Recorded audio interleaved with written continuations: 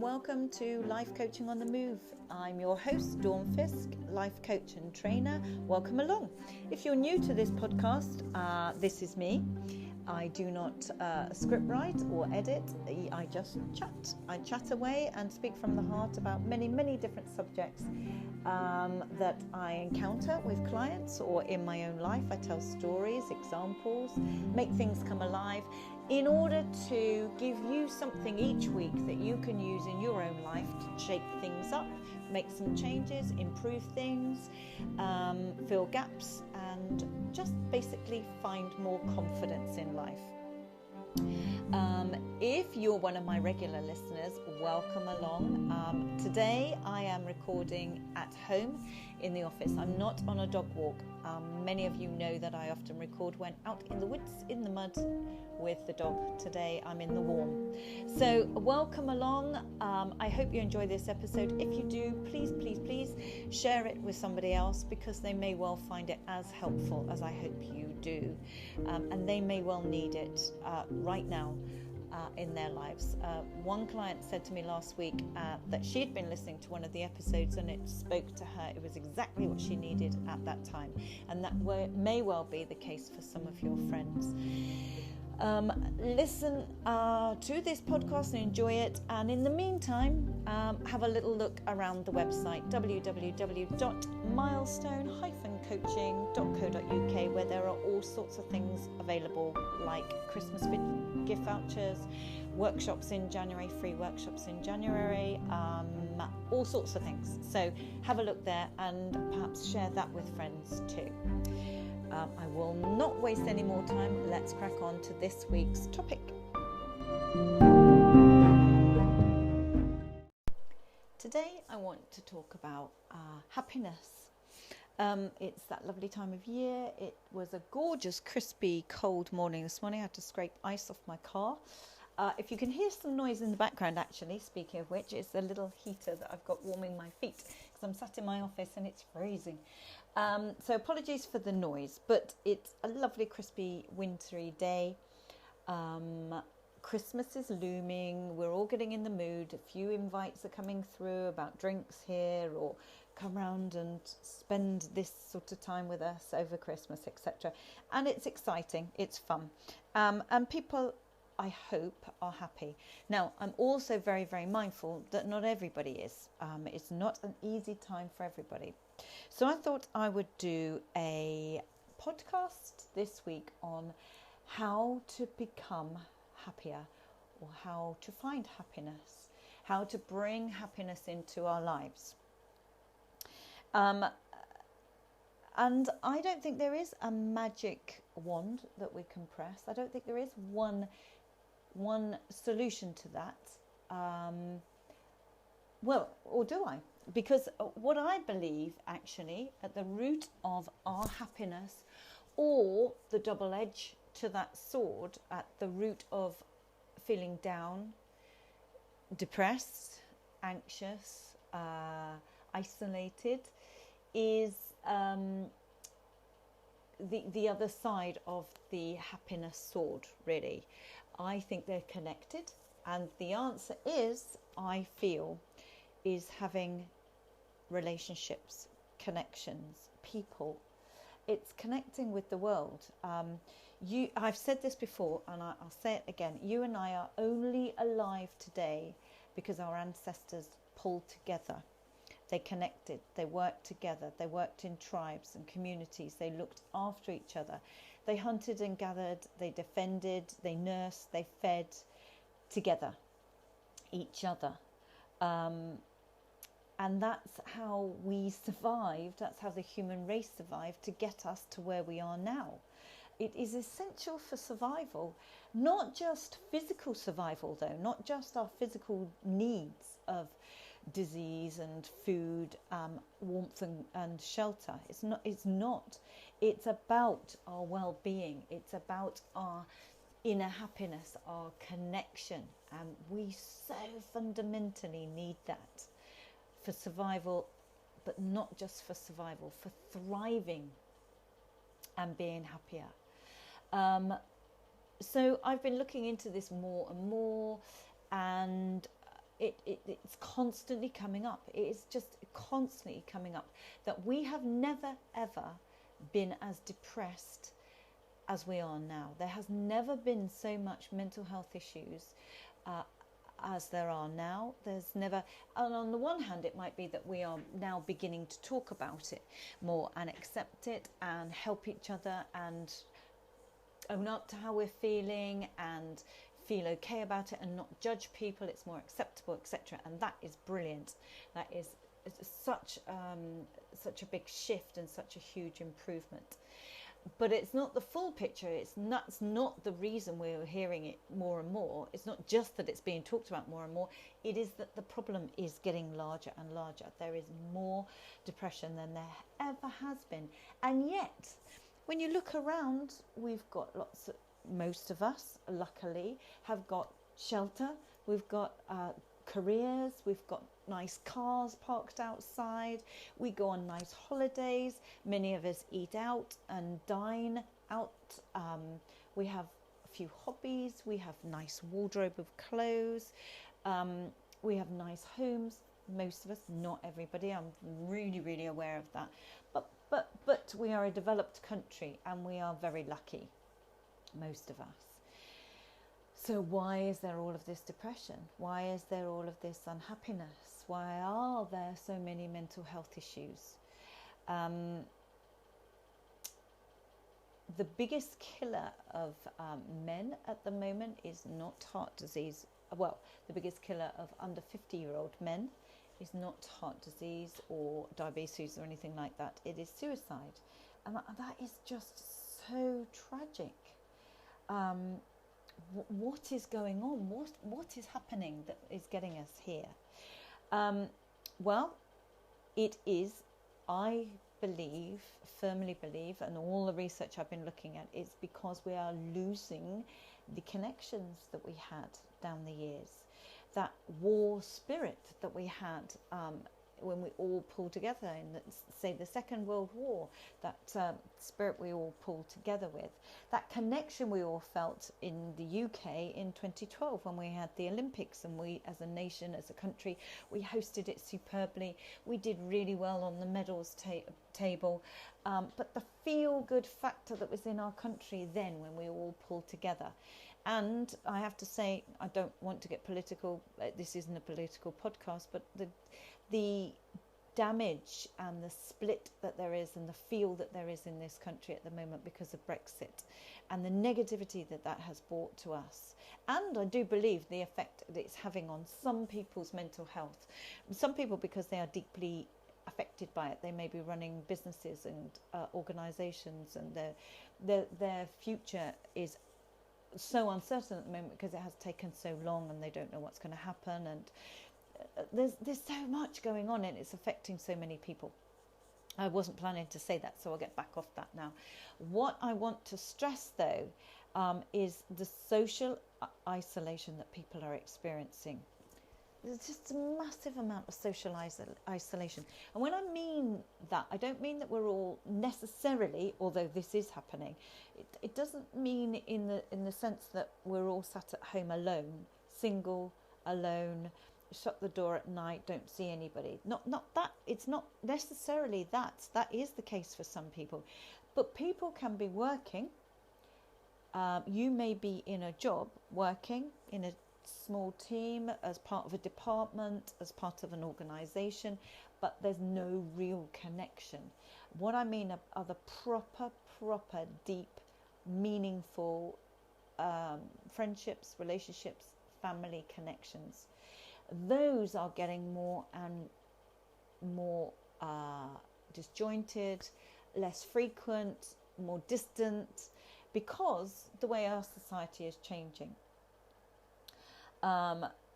People are becoming more socially isolated. We used to, a lot more than ever before, we used to, many of us, go to church, for example. So there was a church community. So friendships and bonds would be developed through the church. For example, there would be that whole community and that whole support network.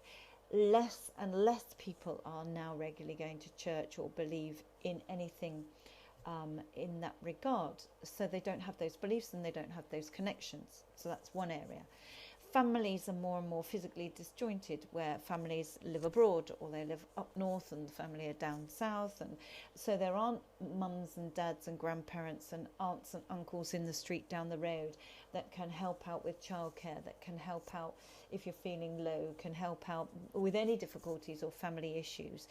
They're not physically as much as they were physically close to us. So families are more and more disjointed. Friendships, we didn't have social media so much in the past, and so friendships were very, very, very reliant on us actually going to see our friends, actually spending time with our friends, going to, you know, as a child or a teenager, you might go to guides or cubs and scouts and have those sorts of activities. More and more now, youngsters are growing up with less of that and more online connections. So our connections these days are becoming less in front of somebody, looking them in the eye, able to touch, feel, be present, hug, laugh with, shared laughter, shared energy. It's much more virtual. It's much more social media, online, just putting up some likes, or some emojis, or putting up photos, and almost a false image of a very positive life, all made up, makeup on, going into a concert. Here I am tonight. The next day, here I am checking in at an aeroplane for a flight, going off so-and-so. Here I am at the pool. But we're not seeing those friends. We're not actually sitting down over a coffee or a glass of wine or a bite to eat, or sitting together, cup of tea together, and just talking about the highs and the lows of the holiday, or things like that. And so this on the surface just looks a little bit of an issue, but it's not. It goes so much deeper than that, so much deeper than that. Socially isolated people who rated themselves as socially isolated and alone, and didn't feel that they had good connections, compared with those that rated themselves as socially well connected. Researchers looked at those and exposed them, those two groups. For example, one study, they exposed them then to the cold virus, and they found that the group who rated themselves as socially isolated were much more likely to pick up, I think three times more likely to pick up the cold virus than those who rated themselves as well connected. So loneliness affects our health. Well, that's just the cold virus. Let's look at much deeper stuff, much deeper illnesses than that. For example, I was reading another study about a socially isolated group and whether they were more likely to die than well-connected, very happy, stronger people who had those connections and didn't rate themselves as lonely. They studied those people, those two groups, over 9 years, and they found that isolated people were 2 to 3 times more likely to die than the other group. So it's a killer. Loneliness is a killer. They found that on almost every type of illness, loneliness proved more fatal than, for example, cancer. It was more fatal when you're alone. Cancer is more fatal when you're alone. Heart diseases, respiratory diseases, and concluded that loneliness is a killer and is more dangerous than, say, diabetes and all those other illnesses. It's not just that, though. It's not just that but that's ginormous. That is vast, that your loneliness can kill. But if you take it back a step, it's also hugely related to a cause of depression and anxiety. The higher we rate our social isolation, the higher those people are to be found to be suffering from depression and anxiety. Now, what comes first, though, because often I know that when I work with clients, when they are suffering from some depression and anxiety, often one of the byproducts of that, one of their depressed behaviours, if you want to call it that, how it manifests itself is they begin to socially withdraw. People will say to me, I just don't have the energy when I get home from work. I just draw the curtains, shut the door. I don't want to go out in the evening and see my friends. I wouldn't wish this mood on anybody. I'm not good company. I can't be bothered. I haven't got the energy to get changed and go out. I just filter my calls and let the answer phone kick in. I just don't answer. I pretend I'm out. So they start, as well, when the depression kicks in, as well, they begin to socially withdraw. So it's a real downward spiral. And what comes first? Is it a sense of isolation that causes the depression, that then they're on that spiral and then they withdraw further and further and stop going out, they turn invites down, they don't respond to the messages. So if you've got a friend or a loved one who's been doing this, then the signs are there. And the way to overcome the depression and the anxiety is a lot more contact. The antidote to it is to feel connected, is to have much more connection, to have people turn up and sit and have a cup of tea and a piece of cake with you, to regularly be in touch with you, to demonstrate, to let them know that they're cared for, that they're needed, that there is a reason for them, that they are valued, that they are loved. And that is what brings them out of the depression and the anxiety, or will help to bring them out of the depression and anxiety. Although the irony is they don't feel good company, they don't want to be with people, and actually they can then become quite hard work as well. It's sort of self-fulfilling because they're very negative, they're very down. It can become quite draining to be in that environment with people suffering from depression and anxiety at times. So sometimes if we're not good at handling that, we may stay away because, oh God, it's hard work, and oh God, they're so down and depressed. It's depressing going there. I come out feeling low myself. It's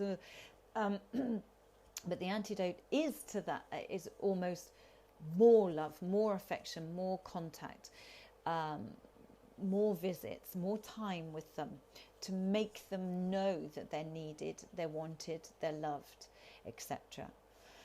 And that's what we used to do. We used to pull together. This is why I think, through evolution and things like that, this is why I think football supporters, they've got an identity. They all identify with each other. This is almost, football support is almost tribalistic.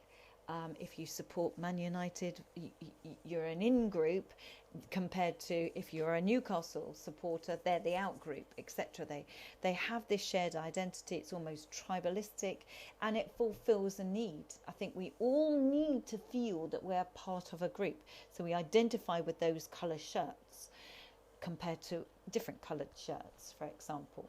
Or are you a football supporter? No, not really, I'm rugby. Oh, and then you start talking about the rugby and things like that. So I do believe if you want to feel happier, if you want more happiness in your life, us humans need more connections.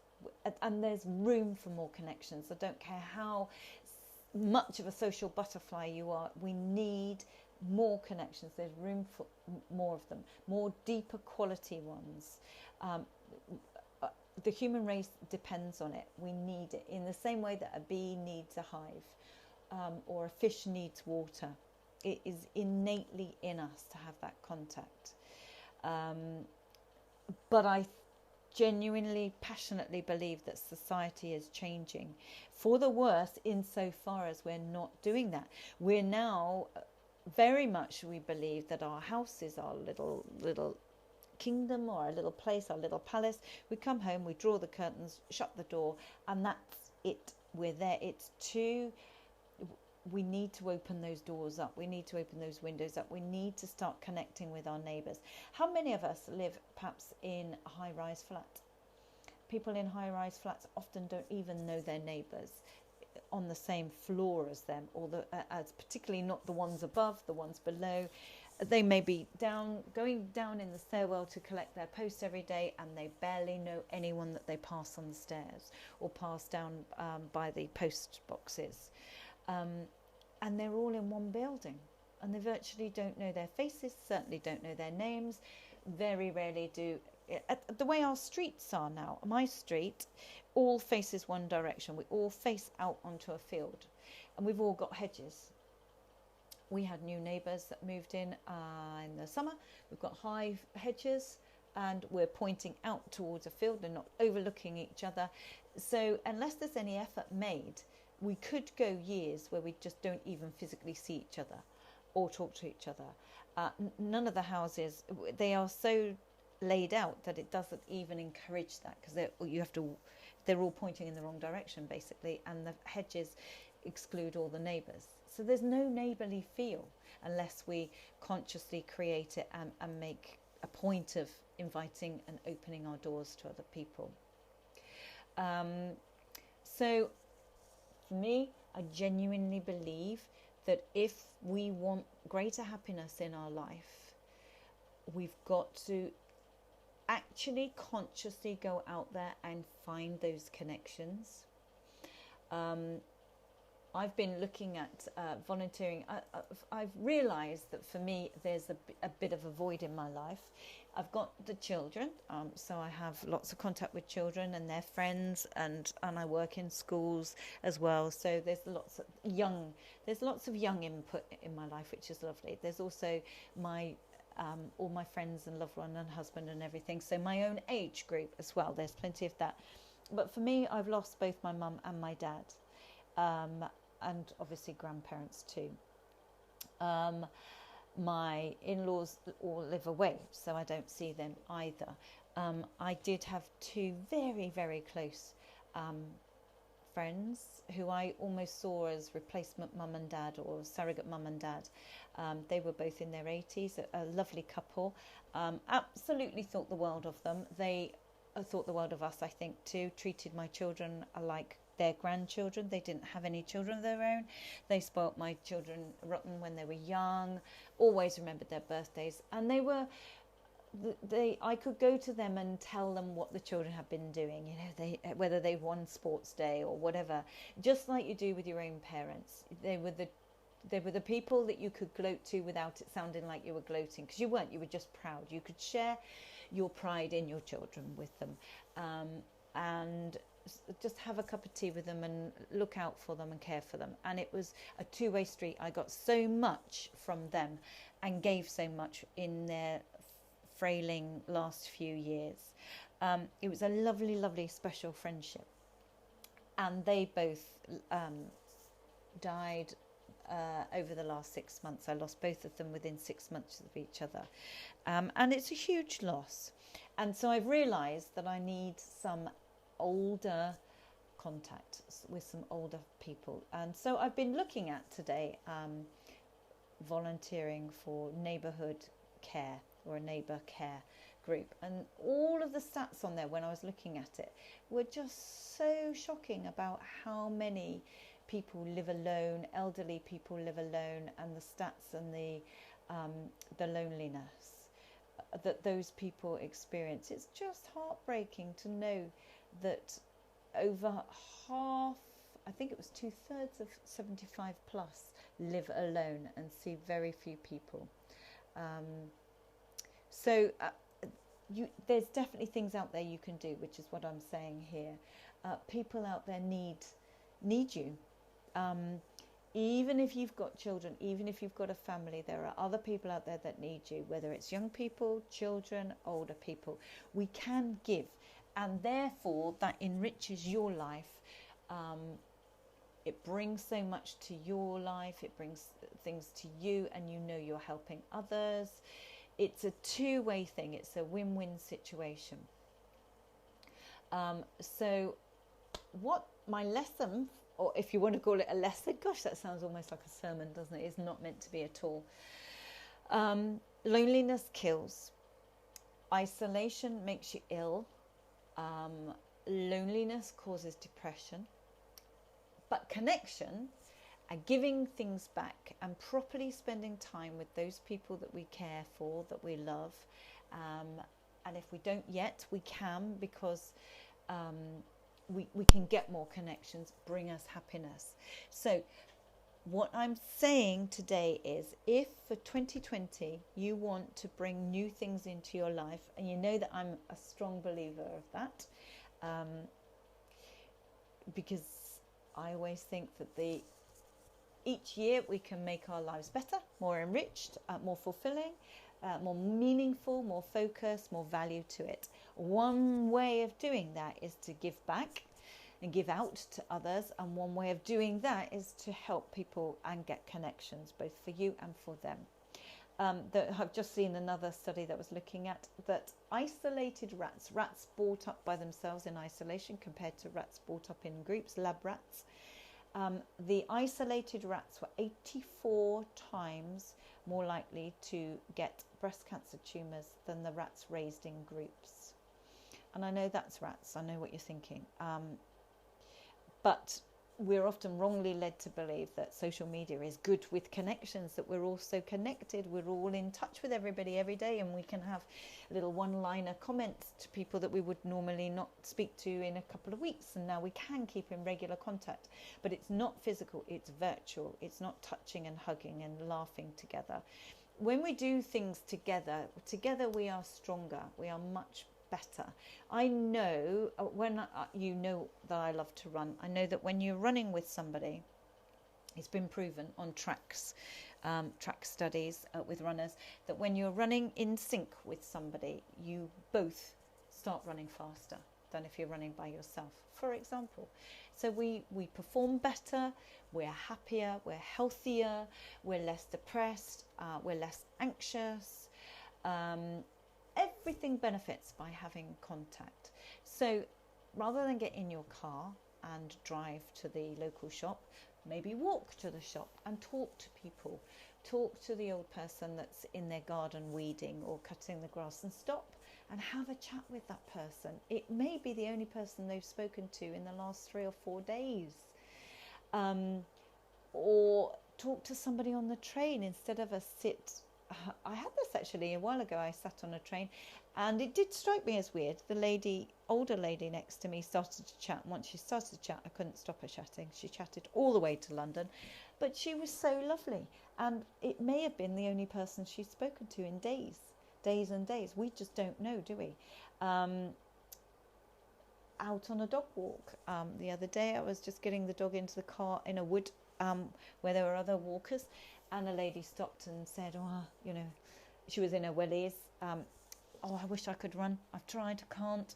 And we had a chat about running and how I couldn't once, but I started to walk fast and then walk faster, and then a gentle jog and a walk, and a gentle jog and a walk, and a gentle jog and a walk, and then a little bit more of a jog and less walk, etc., and build it up. And we chatted for ages. I then went to the shop to pick up a delivery of a parcel, still in my running kit covered in mud, and the guy standing in the queue there started chatting about, oh, you run, do you? I cycle. I did London to Brighton, and we had a long conversation about his London to Brighton. And again, he was a guy delivering in a van, and he may not speak to anybody. He's got a very isolated job, and just wanted to chat. And it is a lovely thing. I think we're losing this. I do genuinely think we're losing it. And there are opportunities out there all the time where we can do this, and feel that we've done something, and feel appreciated, and feel a sense of purpose and a sense of worth. It's a win-win for you, and it's a win-win for them. And there's no real downsides to it. It costs nothing. It takes only a couple of minutes. So how can you, here's the question now, how can you get, say, 2, 3 more connections, proper connections? I don't just mean talking over the garden fence to a lady that you pass, or a person on a walk or something. I mean proper connections, where you get to know them, where you look out for them, where they look out for you, where you spend time with them, where you can laugh or cry or whatever together. because there is room for them. Even if you've got a little circle of friendships now, it maybe bring some more into that friendship group, expand it slightly and be more inclusive. If it's your department at work and you always go to lunch with your same mate, maybe include somebody else into that and widen it up a little bit. If you go to the drinks machine at work, maybe ask a couple of people if you can grab them a drink as well on the drinks run, or you're going to just sit down in the soft seating meeting area, include others. Just keep extending it out. If you're part of a book club, maybe invite a couple of new people to that book club and get a few new faces. If you go to an exercise class, maybe invite somebody along to join that exercise class. Come along, you'll pick them up, they make new friends there, and you deepen your friendship with them. They're easy ways. It doesn't mean you have to spend more time. It could literally just be some of the hobbies that you've already got, including new people into them.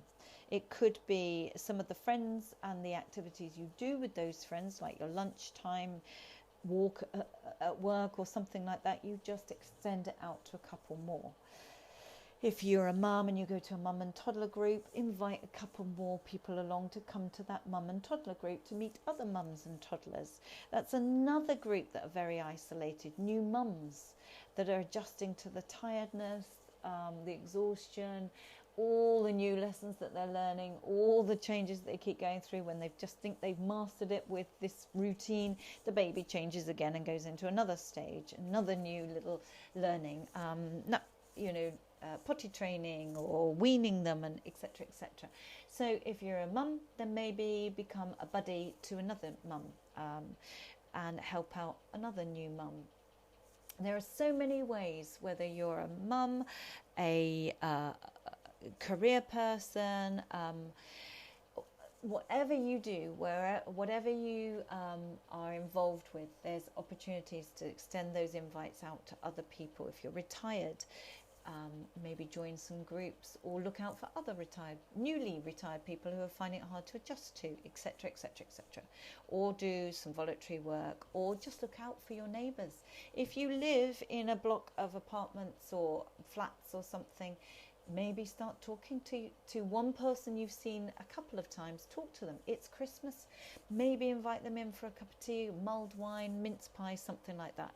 It's a great opportunity now with Christmas looming to extend in a socially acceptable way and invite out to perhaps those neighbours you've never spoken to, or something like that. Take them round a card and introduce yourself. I'm the neighbours that have been living here for the last 7 years.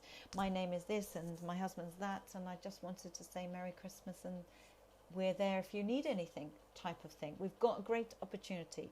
And then you've got the new year, where hopefully you'll make some plans for next year to make it a good, strong year, and this could be part of it. You will feel happier as a result. This is good for your mental health, and it's good for theirs. So, how to find more happiness? Find more connections, or deepen the connections with those that you've already got, or just drive in the car, get in the car. Don't write any more social media things this weekend. Get in the car and go and see those people. An unannounced surprise visit, or a spontaneous, I'm coming round to see you, put the kettle on kind of feeling. It's great. It's a great thing for you to do. It's a great thing for them to do.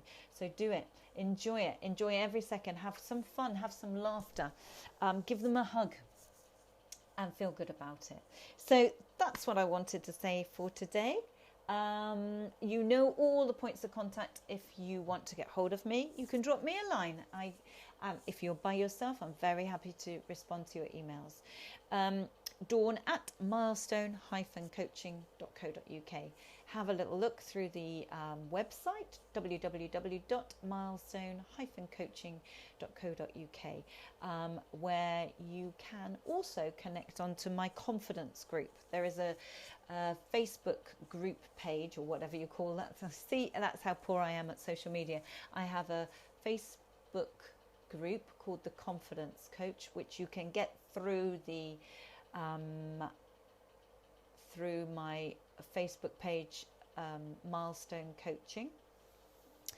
And you can follow me on that group, and we put posts up, and you can then interact on that as well, because it's a group, so it can be interactive, and you can put comments up. So if you're wanting to make connections, you can do it that way too.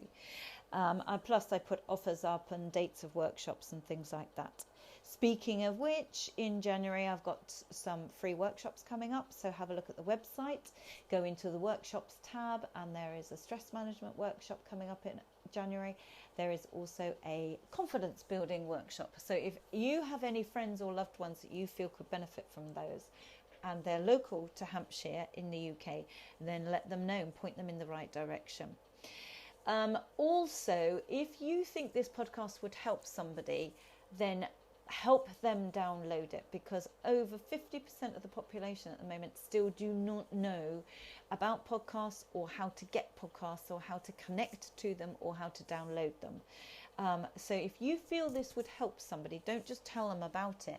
Actually sit with them and help them download it and connect, because many people don't know how to do it. So you'd be doing them a favour, and it might be just the thing they need if they've got a quiet, relatively lonely Christmas coming. It may be that they could listen to some comedy podcasts, some interesting interview podcasts, some fascinating learning, intrigue, mystery podcasts. You can bring them a whole new lease of life, particularly if they live alone, particularly if they're older.